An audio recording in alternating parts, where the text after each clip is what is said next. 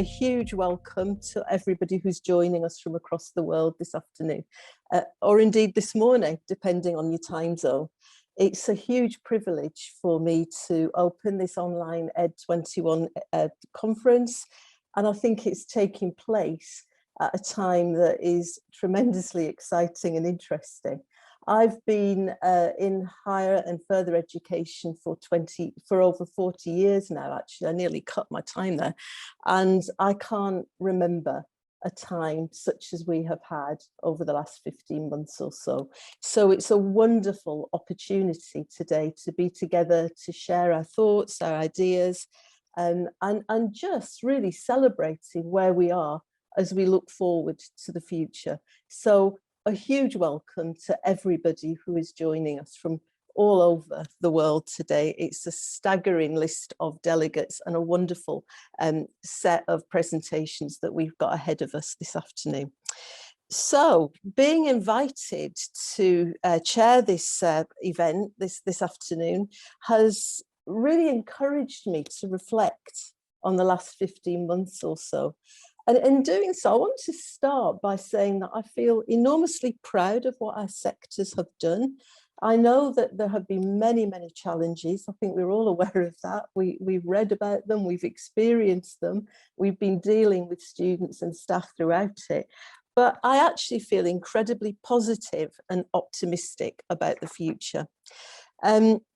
We talk to our students all the time, don't we, about transferable skills, and they seem to me to be very relevant to where we are today.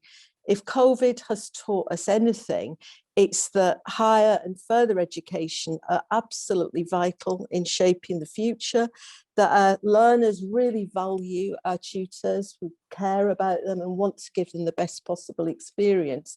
And above all, that we as a sector are resilient, adaptable, agile, and able to move at considerable pace.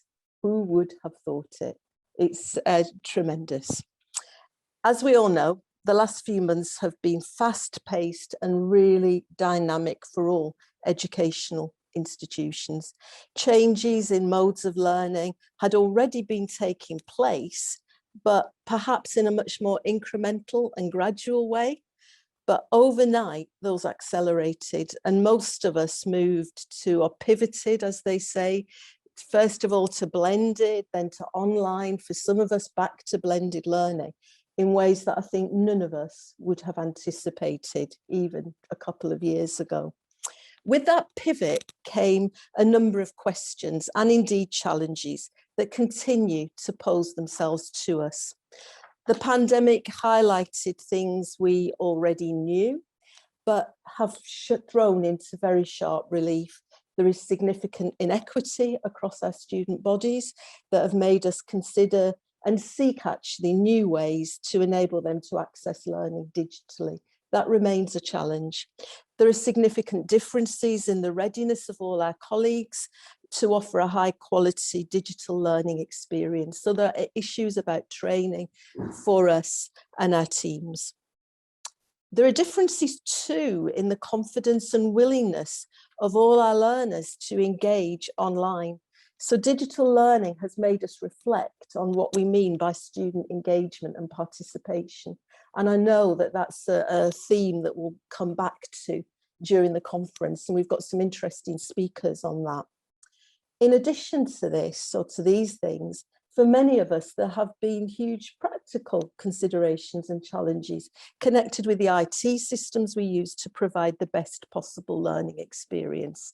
So all in all, it has been quite a 15 months or so.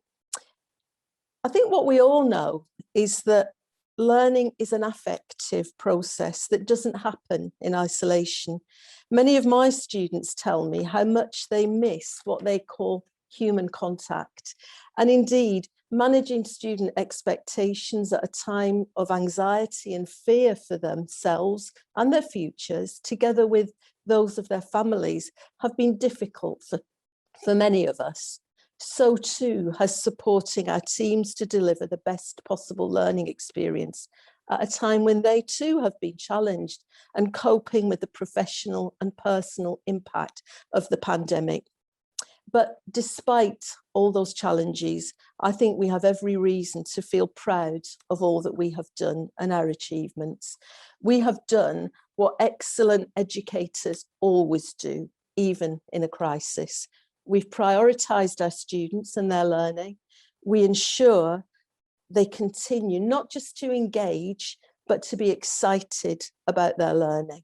Above all, I think we've all tried to ensure that not only do they achieve their educational goals, but that they are confident and hopeful, ready to go into the next stages of their lives. Of course, the world remains uncertain, but we must continue to ensure that that confidence and sense of hope remain, COVID or no COVID. What we do know is that our sectors have been challenged irrevocably by the pandemic, and we're not going back to what one of my colleagues somewhat wistfully described as my old life, when I knew what I was doing and how I was doing it. But that, of course, is no bad thing. Change is exhilarating. It brings with it innovation, creativity, and dare I say, excitement and new opportunities. In my own institution, we are seeing some real rising stars from amongst our staff and students who are finding new ways of working. Interestingly, often collaboratively and in support of one another to find those human contact points. And I think that's a really interesting outcome from where we are at the moment. And I've no doubt that you've seen very similar things happening in your institutions. So in contrast to the colleague who was looking backwards, many of us are looking forward. We're keen to build on what we've done, determined not to go back, even if such a thing were possible. There are, of course, some questions which we continue to grapple with and which the sessions ahead will help us as we do so. These include some really important global issues connected with inclusivity, access to learning and equality, our civic responsibilities to our communities as they rebuild post-COVID, and above all, the purpose of furthering higher education in a world that is rapidly changing. At a more local level, those questions are around our assessment practices, our modes of delivery, the resources we need to deliver, and of course, the nature of pedagogy itself. By bringing us together from across the world in a spirit of collegiality, a desire to listen to one another and learn from one another, this conference exemplifies what I believe to be the best about our sectors. We're committed to our students, their learning, to researching, learning and teaching, sharing excellent practice and reshaping education.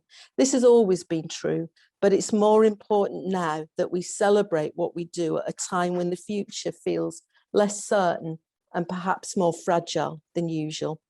Today's conference then provides an important moment in our busy schedules to reflect on what we've done, to learn from one another and to take things forward in our own institutions and across our networks. I have no doubt that those networks will expand today as we reach out and connect with one another. I'm overwhelmed by the number of participants and the quality of presentations that are on offer today. I'm deeply excited by the opportunity to learn from such a range of institutions from so many different countries, and humbled by the fact that you've all given up your time to share your thoughts, your practices and your ideas in such a generous way. And that, of course, is what our sectors do best. So as we face the new challenges that are coming from governments across the world in relation to the purpose of higher and further education, we must and should celebrate what we have done for our learners throughout COVID. So although I have said, not only did we respond rapidly, but we have continued to explore how we optimize learning in new ways that will excite, stimulate and challenge our learners, preparing them to be the leaders of the future. And that is what today is all about. So I'm thrilled to be welcoming you to today's conference. And although I've said that the future is uncertain, the one thing I think I can promise you is that it will be fascinating, stimulating, and thought-provoking. So thank you everybody for being here. I hope you have a wonderful time. And as you join me to welcome a panel of deans, can I just remind you, please, that you can click on the exhibition tab throughout the event to check out sponsors, sponsor booths, and be in the chance of winning some great prizes. Have a look at the community hub where you can post questions and polls for all attendees, and check out the networking lounge throughout the conference. And you can meet their industry peers. During the sessions, we encourage you to chat with fellow attendees and, of course, make the most of all the opportunities to talk to our expert lineup. So you can just submit your questions using the right-hand side of the screen. You should be able to do that quite easily. If at any point during the event you need any assistance from the Henry Stewart team, please use the chat bot at the bottom right of your screen. I think I've kept us to time, so very, very quickly, we're going to move in to the next part of our conference today. And I'm really delighted to introduce a very illustrious group of colleagues from across the world who are going to talk about what we are doing, why we did it or why we're doing it, and with what results. So we have deans from across 3 institutions. We're going to start with Professor Martin Butler, who's an associate professor at the Stellenbosch University Business School. He will be followed by Professor Daniel van Liel, from the Executive Dean at the College of Business and Economics, University of Johannesburg. And then finally, Thomas Wahl, Dean, School of the Business Society and Engineering at Mälardalen University in Sweden. So I'm going to hand over in a moment to Martin. And please, I will be keeping an eye on the questions so that we've got lots of opportunity for discussion at the end of our 3 speakers. So over to you, Martin. Thank you, Lynn. Colleagues, ladies, gentlemen, thank you for the opportunity. Whenever we have the opportunity to present at events like this, there's always 2 things that come to mind. The first one is, if we are listening to speakers that just go on a lengthy monologue for long periods of time, I feel sorry for my students stuck in our blended classrooms.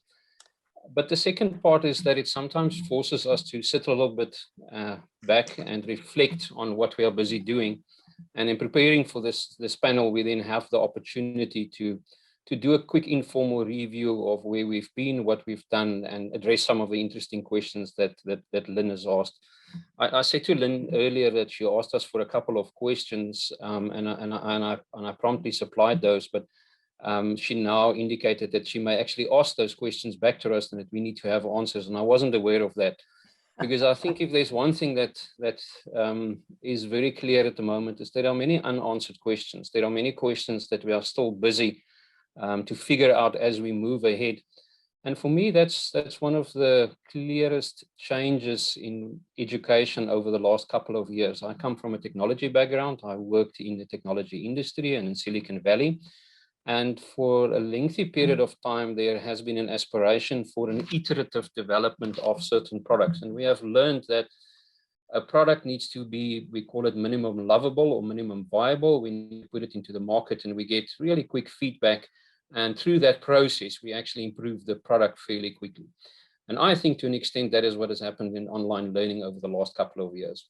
We pivoted so quickly, as Lynn indicated, that we were bound to hit the markets with products that did not have the normal quality scrutiny and the processes that as educators we are sometimes used to.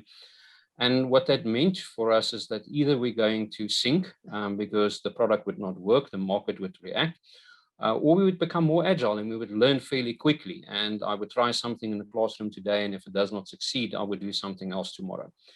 And for me, that is one of the single biggest changes that has swept through education and online education the last year or 2, is that a willingness to experiment, a willingness to try out new things, and within that, learning and improving the whole time. And I often think about the Model T Ford, which was built for 20 years. Henry Ford started assembling it in 1908 until 1927. Gutenberg invented the printing press and revolutionized printing. But the printing press remained unchanged for about 250 years. And on the African continent, the Egyptians gave us irrigation and agricultural irrigation, and that really didn't change for 5,500 years. The reality is if we would educate our students today, as we did a year or two ago, we may be missing the point. But if we are educating them like we did 5 or 10 years ago, we are most definitely missing the point. And that, for me, is the beauty of the era that we're in. And I have to agree with Lynn. I also think it is in time for opportunity. I smiled, Lynn, when you said you see new stars. I absolutely see that wherever we go. Faculty members that have levels of proficiency in technology that we learn from, that naturally emerge to the top of our profession. They may still have a deep respect for the pedagogy. They are educators at heart, but their proficiency in technology is making them the stars, and we're all learning from them, and that's a fantastic opportunity. And I think the one thing that is very evident for us, and I deal more with part-time student community at the business school, is that our students' expectations are changing very quickly.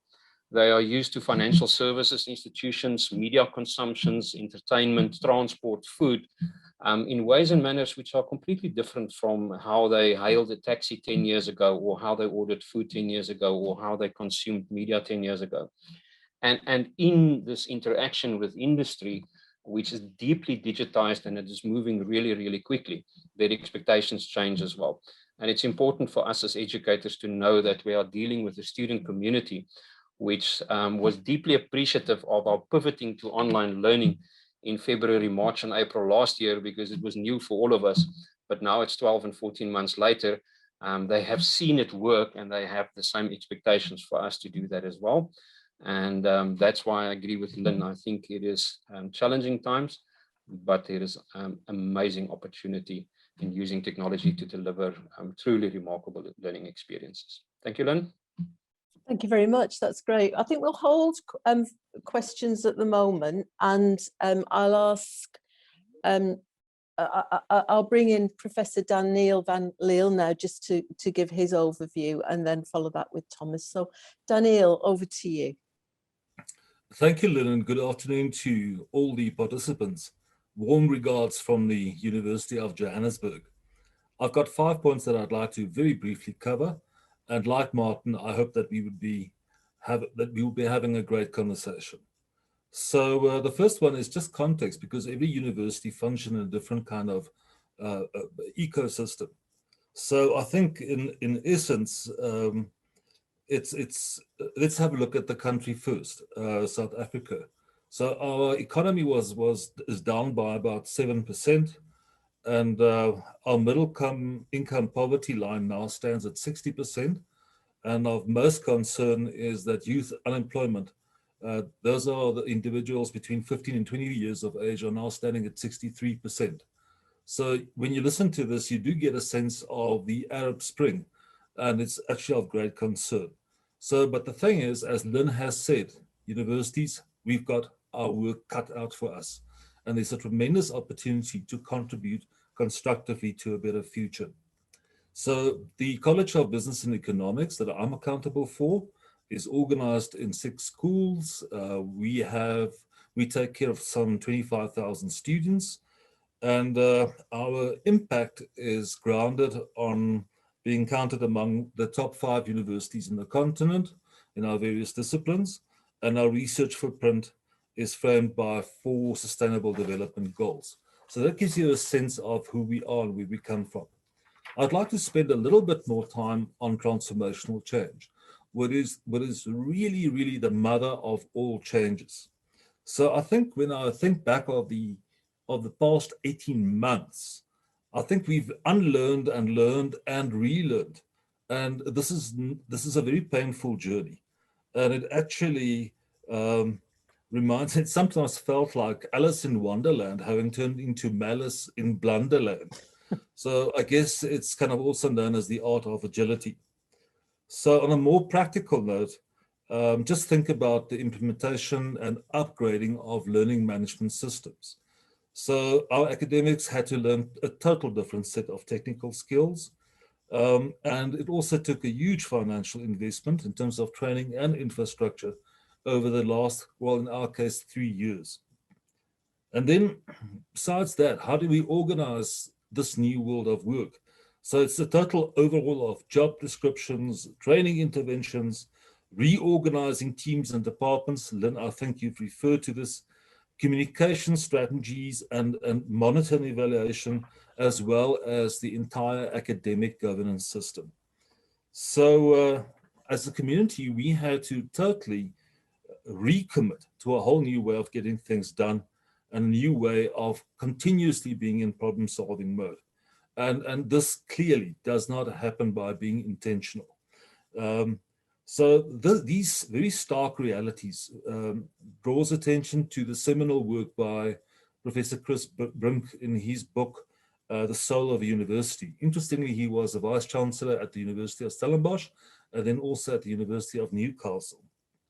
And he reminds us that a great university of the future should know what they are good at as much as they know what they are good for. And in essence, that means our tangible impact in society in what I would estimate the 5 years from now. So let's talk online at UJ. So we use Blackboard as a learning management system to give you a sense of our students' operations. About 60% of our students connect mainly by phone or laptop, whereas 60% of our students are reliant on university-sponsored data. So 20% of our students have got access to continuous connectivity, and the remaining 80% connect in 12-hour cycles between midday and midnight. So now you can imagine this is rather different compared to the traditional mode. So 65% of our students, and this is what our surveys show, we've run 3 surveys over the last 18 months, are negatively affected by study conditions. And this obviously drew our attention and investment towards more residences on campus in order to enable our students to be safe and sound and to be able to focus on their studies. Now, the interesting thing is that our students submit their assignments using multiple modes. U-Link, Word documents, email, a photo or a scan. Now, imagine now on the receiving end, our lecturers are clearly taking a lot of extra strain in terms of our assessment practices. So again, new solutions had to be found.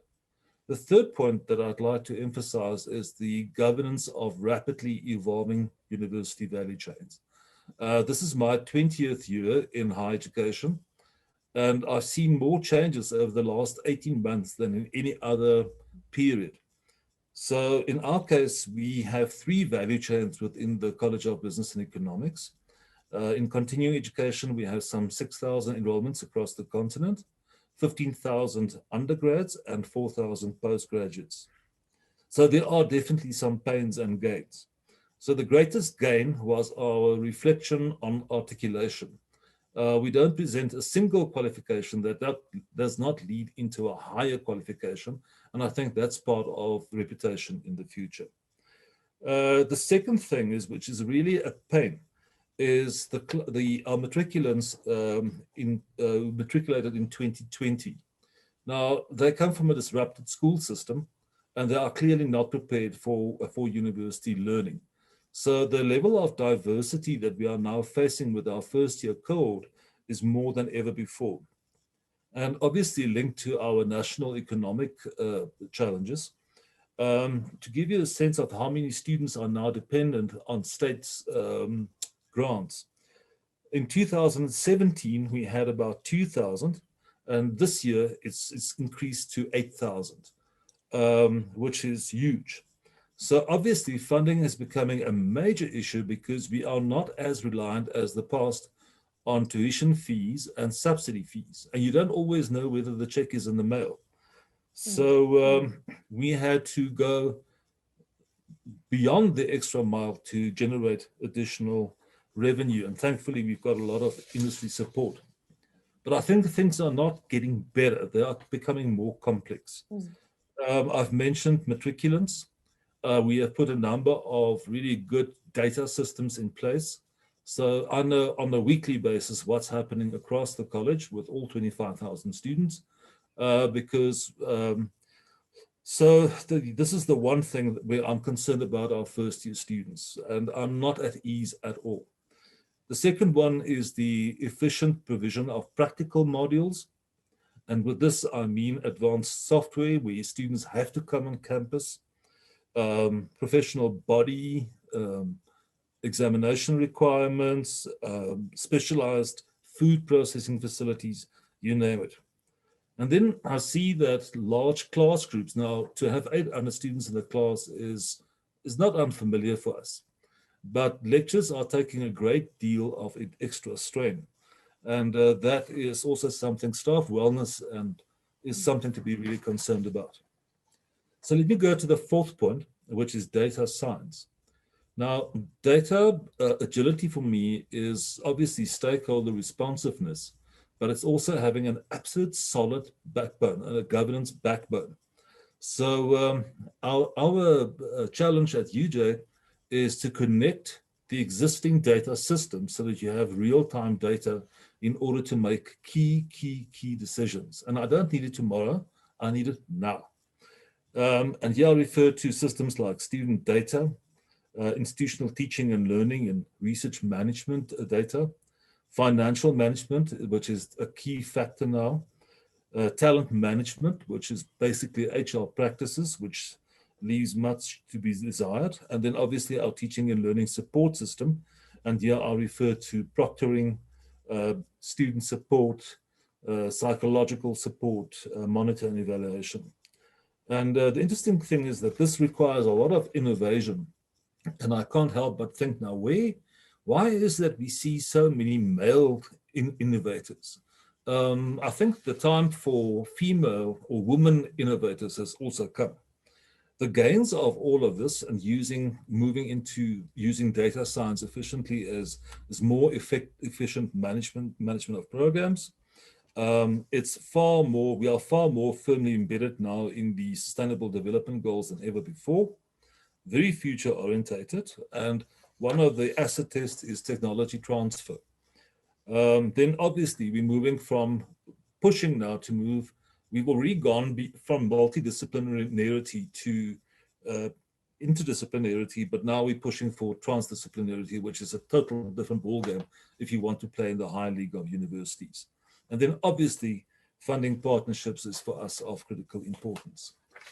The last point that I'd like to raise, and this is perhaps the most important one, is future scenarios based on what we've learned. Now, what we've learned over the past 18 months will likely not be applicable in the next couple of weeks, but nonetheless, let's see how far we can go. So the first point that I'd like to raise is an incredible appreciation for the human spirit, because despite how the way that things are going, about 80% of our students are still motivated to succeed. The second thing that we've learned is that residences in our context feature as a platform to access academic learning or your studies or your future preparation with success. Security is of the essence in our case. The third one is lessons that we've learned about the attitude of lecturers and students when they communicate with each other in social media, email, and WhatsApp messaging. And this is a large part of our improved communication system and, streamlining behavior. So I think we've also learned a lot about students' state of well-being. I think we got to know many of our students far better than ever in the past when you kind of facilitated a face-to-face lecture. So we understand that our students experience extreme levels of stress in terms of completing and submitting assessments online. Also very much aware of physical learning conditions, personal matters, self-management under uncertain times. And lately, I've also seen that gender-based violence is raising its ugly head, which is of great concern to us. And then obviously domestic and technological study constraints. The third point here is staff well-being, because this is where our greatest asset is. And I've seen that this was still is to a large degree influenced by isolation. And Lynn, you've referred to that we miss human interface. Humans can live without light, but we can't live without warmth. And this is definitely something that I see. I also see fear, because in our case, numbers and statistics have now actually changed into familiar names. It's coming closer and closer, and that certainly affects the organizational dynamic. I also see more responsibilities on the domestic front, especially where colleagues have to take major responsibility for care of others. Burnout and depression is currently receiving much attention, and there's a number of interventions in place and helplines in order to support our staff to deal with these new realities. And then obviously, in terms of our economic context, there's financial strain. So Lynn, that's in a nutshell my 5 points. Thank you. Well, thank you very much. That was much food for thought there. I'm going to bring in Thomas. We've already got some questions coming up and some, real interest in staff welfare and kind of mental health and so on. But Thomas, can I ask you to come in now, please, and give your presentation? Thank you very much, Lynn. I'll try to be short so we have time for all those questions, but a lot of good and recognizable things are already said to you already. So, but I'll be very happy to take this opportunity, and thank you for the invitation to reach out to this big community. So, as already mentioned, very special time we live in and experience we had, very challenging, of course, as already said. I think listening to my colleagues, I realized that what we are through has much more similarities than differences, despite where we are in the world. So just to paint your picture from here, from Sweden now, we are maybe about to leave the third wave of the pandemic, but we are still working in a remote mode, teaching and working in a remote mode, and we hope that we will be able to open up in the autumn, but it looks like we will start the autumn semester on a remote mode as well. So that's where we are right now. So what have we done and with what result? Well, let me just paint maybe a more practical picture from my view as a dean for this school. As mentioned, we had to change a lot of structure and habits coming, for example, in communication and socializing, both at the workplace and with the students. An experience we had, I think you probably share this, is that starting of in the beginning of the pandemic, we had an overload of online meetings being planned and accessed, that everybody's agenda was just filled over the limits. Slowly, we learned to find a more balanced and competent way of working and meeting and socializing online. And I believe now that we more or less have learned through practice on what is a good way. And this was mainly turned out by trial and error, really. We're learning as we went. And one experience we had is that neither with staff or with students there is one size that fits all when it comes to this online digital communication, teaching, working. So different adaptations have been made.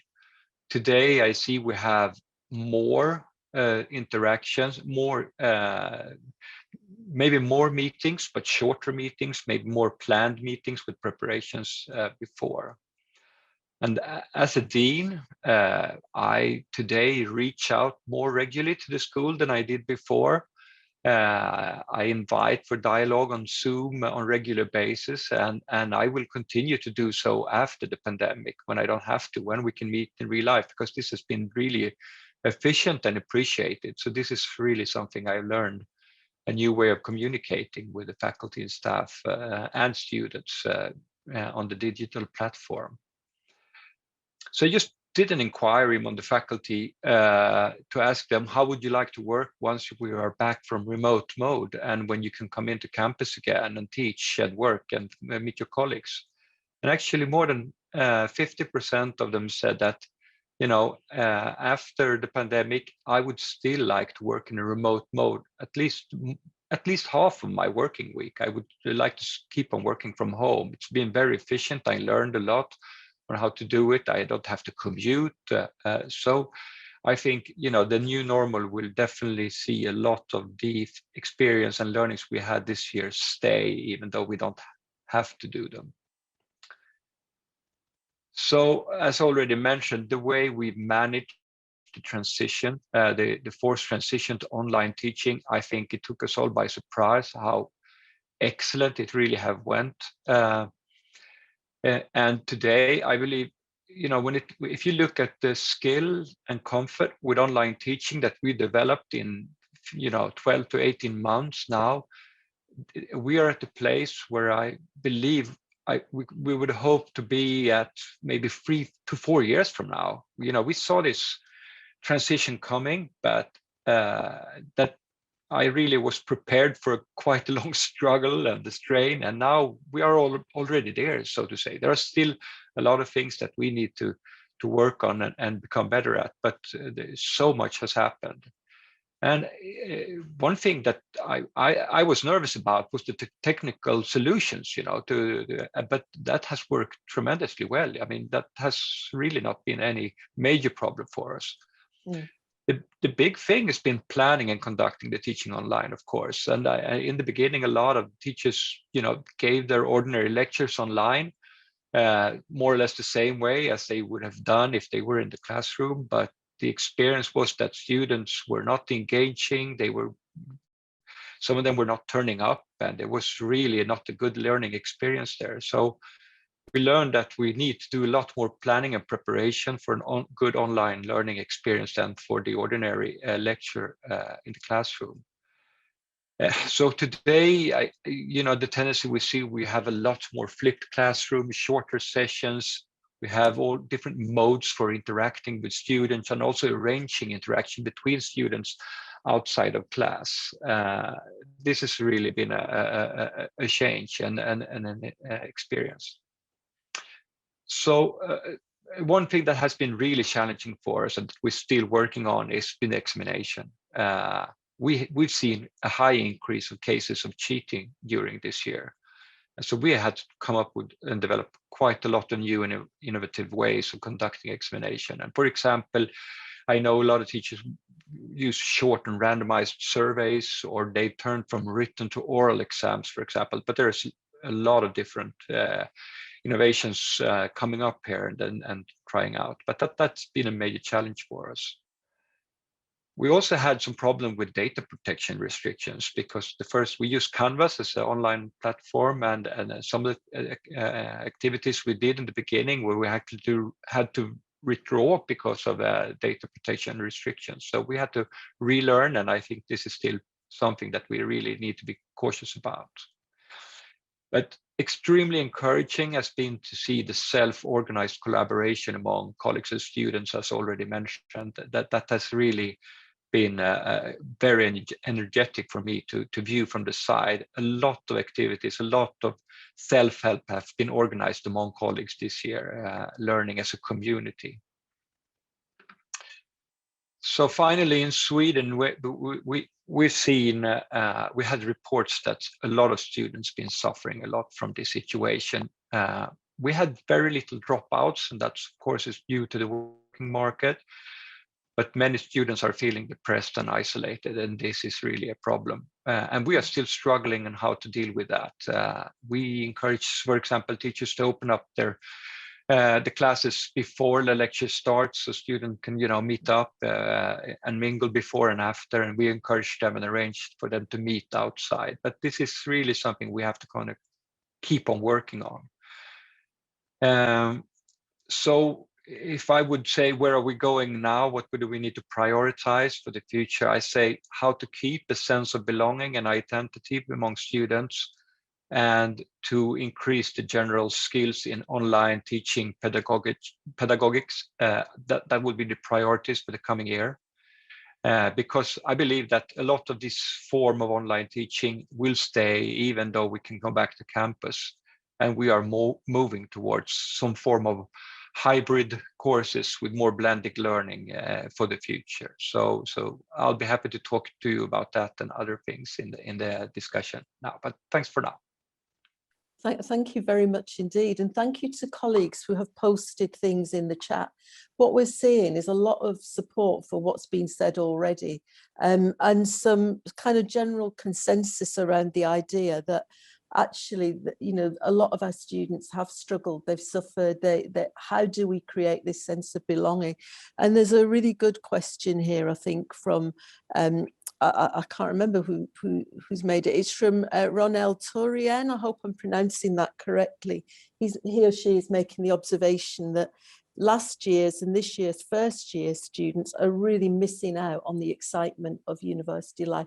In a way, we sell them a lifestyle, don't we? I know that sounds rather crude. It isn't just about coming to university and getting a degree. And the point being made is that they're missing out on all that. And you've identified that, Thomas, with your comment about isolation. So I'll just kind of throw that at the panel. What kinds of things are you doing to accommodate that and to alleviate it? Thomas, you mentioned opening classrooms earlier so that people can form social relationships and networks. So are there any other kind of thinking on that? Because I think it's a challenge for all of us, particularly as more and more students get further and further away from having been in university. So I don't know if we've got any thoughts on that.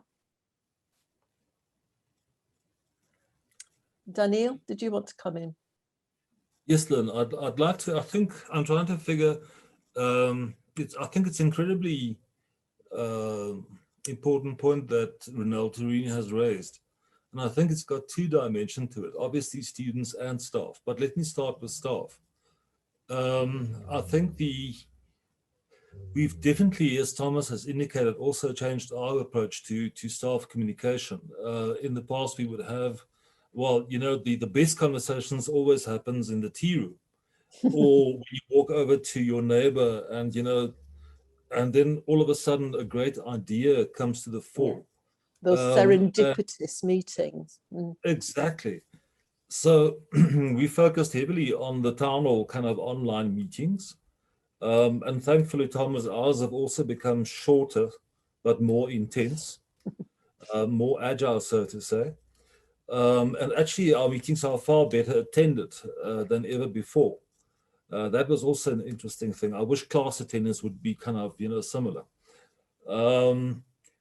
Then on the student side, okay, obviously there's a lot of individual conversations. And in my case, I've seen the inside. I know more of my colleagues as children and their pets and dogs. Exactly. And the occasional cat walking across your own keyboard. And then on the student side, I think we've put a couple of measures in place. And this is kind of, students like to listen to students. So we've got, for example, the senior tutorship program or a mentorship program, which is really successful. We've doubled up on our tutor investment. And it's about a ratio of 1 tutor to every 50 students. Actually, that is a very valuable source of feedback, but it's not just the numbers, it's actually the conversations that are taking place and relying more on qualitative feedback. And the best thing ever, regardless of which group you're working with, is the value of conversation. Yeah. If you engage people, you tap into the collective wisdom, and that is often where remarkable answers lie, and something that I found very inspiring and very encouraging. And we're seeing consensus for that on the chat bar, actually, this sense that, you know, we need to keep talking to one another and communicating with one another. That's absolutely vital. And Thomas, you made the point that actually, you know, you've been positively surprised at how well systems have coped with this new world where we suddenly pivoted. I just wondered, perhaps this is one for you, Martin, about, you know, do you think we need to make significant investments in technology in order to do online learning well? Do you think that's critical, or do you think there are pedagogical things that we need to consider first? Lynn, it's a good question, and I will actually link it to the previous question. I think one of the things that we must get, and Ronelle is indeed correct, there's a lot that the students are missing out on. So there's an experience that the students do miss. But there's wonderful things that we can actually do now that we couldn't do for previous groups of students. And I think we must be careful to try to replicate the past in a digital environment. You know, I always use the example of a vinyl to a CD. A CD was just a digital version of a vinyl. But iTunes is fundamentally different because the distribution mechanism is different. And if I look at the question that you've asked in terms of, do we have to invest in technology? Are there large investments? Of course, I think Daniel made a very interesting comment around real-time data for real-time decision-making. And those kind of investments will be there. But for many of the investments, I want to give you two very small practical examples. For example, for my students, I contacted the author of a textbook, which is a French gentleman working for an American company and staying in London. And I said to him, you're the author of the textbooks. The students love it. Would you mind speaking to my students? And he responded to say, yes, but I'm very busy. I have 20 minutes. He went into the office in London at 7 o'clock in the morning, came online, spoke to the students for 20 minutes. They started asking questions, and he remained online for another 40 minutes, and he consumed an hour of the lecture. They have an experience that no prior group of students ever had. And he sent me an email afterwards to say what a lovely group of students and what interesting questions they have asked. I took my students 3 weeks ago into a BMW factory with an ex-student that gave us a virtual tour of a BMW factory, speaking to the students, showing the students a production line and answering their questions. No prior group of students ever visited the BMW factory to the extent that we did. So I do think we can create experiences, but it's new and different experiences that past students may actually envy current students, just like there's a reverse envy for an on-campus experience that they're missing out. And the answer to that question, then, Lynn, is many of these technologies is just the things that we have. It's the mediums that we have at the moment. We do not have to invest in state-of-the-art virtual reality or augmented reality technology. We can use what there is. And many of the software vendors have a freemium model where there's a bare functionality, which is mostly fine for what we want to do with our students. And even the using more advanced versions, we don't have this lengthy procurement, hardware, software implementation life cycles anymore to consume particular technological services. So I think, no, I don't think large technological investments in terms of the student interaction is necessarily an inhibitor. Where it does become a problem is exactly what Daniel has referred to. It's the learning analytics, the real-time data for decision-making. There we're still struggling with large investments. Thank you. That's great. I am keeping an eye on the chat bar, so do please post your questions in there. But in the meantime, I've got a question, I think, for Daniel, actually. And it's, you know, I think you made the comment about future higher education systems, Daniel, being good at as much as what they will be good for. And I just wonder if we could just ask you to elaborate on that a little bit. I think I heard that correctly. I think and kind of my response alludes to what Martin has just shared with us about don't use technology for technology's sake. If I think back of Michael Porter's article, Strategy and the Internet, he argued that it's about lowering your overheads and actually much improving your stakeholder satisfaction. So that's at the core of it. But with that, there is also a couple of other caveats. And this is kind of, if you don't have an online system, then it's likely that an international provider will come knock on your door and actually chasing a couple of quick bucks instead of serving education or learning. So looking forward, I think the key, the idea of a future great university will probably always emerges from asking the right questions and formulating them in your context. So I think a great university of the future being good at something, but also good for, would be to recognize that the 4IR, or the fourth industrial revolution, is fueled by COVID. We've accelerated more, and so I think COVID will hopefully, as Thomas has said, will blow over at some stage, hopefully. But I mean, technological advances and making best use of that is pretty much embedded in a great university. I also think that in our case, we are doing a lot of work to align our postgraduate portfolio to the Sustainable Development Goals. These are essential, and you can't be good at all of them. What are you really good at? And how do you align your aspirations without being dictative? That is, for me, a very fine balance. Then I think the third one is teaching and learning is a very critical part of any university, especially if, like in our case, where the bulk of our students are undergraduates. So I think there are, for me, let's call it the four legs of the table. And I think other people have written about four legs of the table, so I'm actually borrowing from a domestic kind of concept. So I think there's a focus. Now the question is, what will your students do, not when they graduate, but in their second, third, fourth, fifth, sixth career for that matter? What are those everlasting abilities? And I think in essence, the first leg for me would be behavior, especially including ethics and morality. The second one is to be able to think.